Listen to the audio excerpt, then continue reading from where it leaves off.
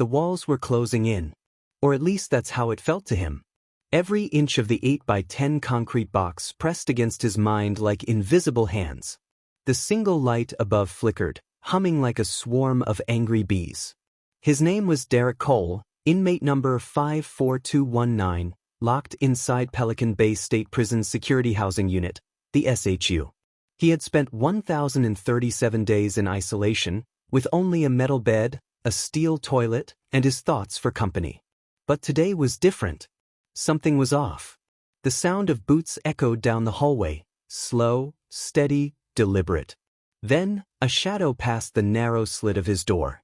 A voice whispered his name, but it wasn't the guards. Derrick. He froze. No one should know his name here. The voice came again, closer, like it was inside his head. You're not alone anymore.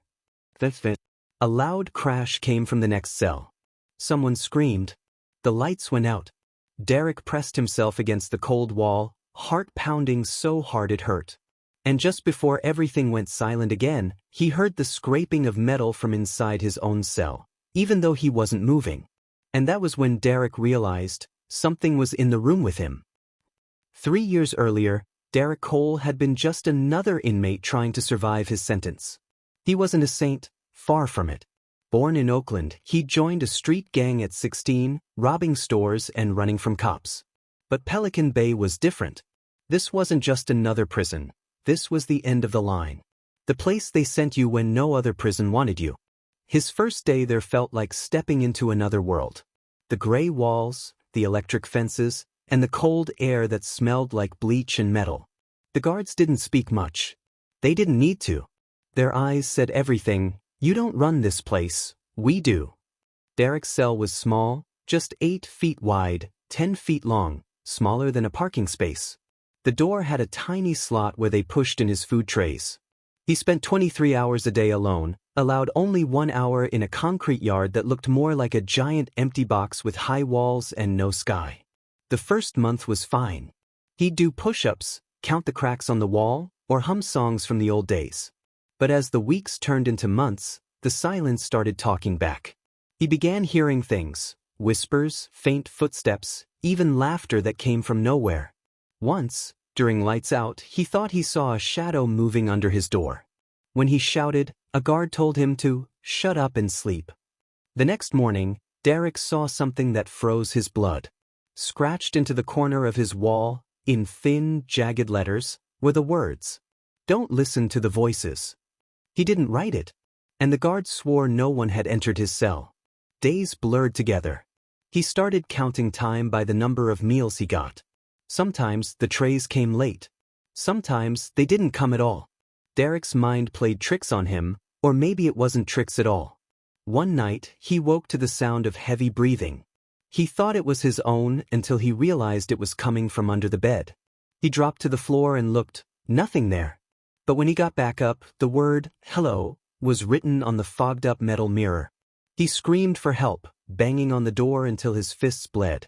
The guards came, dragged him out, and threw him into the holding cage, a space barely big enough to sit in. "Calm down, Cole," one of them shouted. "You're losing it." Maybe he was. Or maybe there really was someone, or something, in that cell with him. Hours later, when they returned him to his room, the light flickered again. He lay on his bed staring at the ceiling, listening. The air felt thick, heavy, almost alive.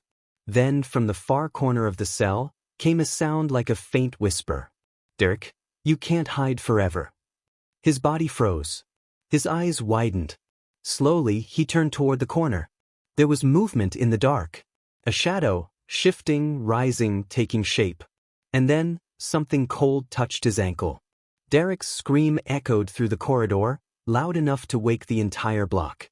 Guards rushed to his cell, flashlights beaming through the window slot. But when they looked inside, he was gone. The guards stood frozen outside the cell, staring through the narrow window slot. The light flickered on and off, washing the gray walls in flashes of white. Derrick Cole was gone, vanished from a room with no window, no vent big enough for a man, and a door that hadn't been opened. "Check the cameras." Officer Ramirez barked. Another guard sprinted down the hall. Minutes later he returned pale-faced, shaking his head. He never came out. The footage shows him sitting on his bed, then, he swallowed hard. Then the camera fuzzed for 10 seconds. When it cleared, he was gone. Ramirez cursed under his breath. Pelican Bay had seen fights, riots, even escape attempts, but this was impossible. They opened the cell, their boots crunching against something gritty on the floor. A thin layer of gray dust covered the concrete, almost like ashes. In the center of it lay Derrick's prison ID badge. 2 days earlier, Derrick had been trying to keep himself sane. He told himself the voices weren't real, just his brain cracking under the pressure of 23-hour isolation. But the noises had gotten louder, closer. When he covered his ears, the whispering crawled into his head anyway. That morning, a guard slid his breakfast tray through the slot: oatmeal, 2 slices of bread, and a carton of milk. But when Derrick lifted the tray, he saw something carved into the metal beneath the food. "The door opens tonight." He dropped it instantly, his hands shaking. He called out, but no one came. Hours crawled by. The sun dipped below the horizon, though he couldn't see it from his concrete box.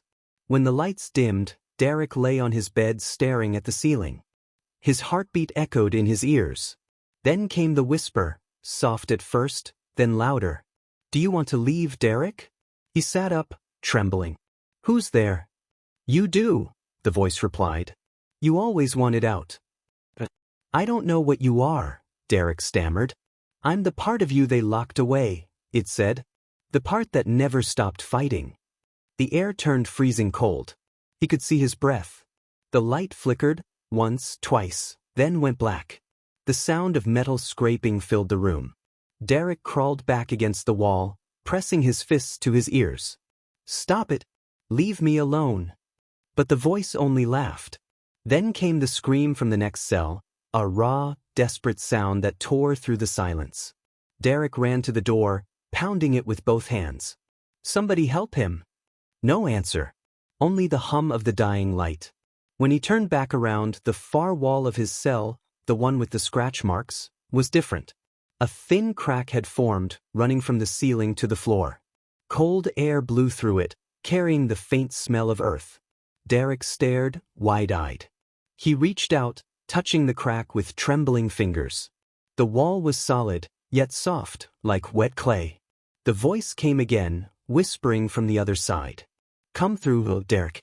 You don't belong here." He pressed harder, and the wall gave way beneath his hand like mud. He yanked it back, terrified, but the whispering grew louder, almost urgent now. "They forgot you. The world forgot you. But I didn't." His breathing quickened. The cell suddenly felt smaller, tighter, like it was shrinking. He couldn't think. He couldn't breathe. "Okay," he whispered. "I'm coming." The wall pulsed once, and then split open. What he saw beyond it wasn't the prison corridor. It looked like an endless tunnel of flickering lights, shadows stretching forever. A low hum vibrated through his chest. He hesitated for only a moment before stepping forward. The wall sealed behind him without a sound. The next morning, the guards found the cell empty. They checked every vent, every pipe, every corner. No sign of escape. The cameras caught nothing, only that static burst and the flickering light. Later that night, when the new inmate was brought in to occupy Derrick's old cell, he noticed something strange. On the wall, near the corner where the crack had been, were faint words scratched into the concrete. "I wasn't the walls that trapped me. It was me." The guards said nothing about it. They sealed the room and moved the inmate somewhere else. But every few nights, when the lights dimmed in the SHU, inmates swore they could still hear a whisper coming from Derrick Cole's old cell. "Derrick," it would say softly, "are you ready to leave?"